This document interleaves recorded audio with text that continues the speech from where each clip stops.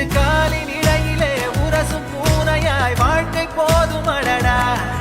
எதிர்காணும் யாவுமே தீண்ட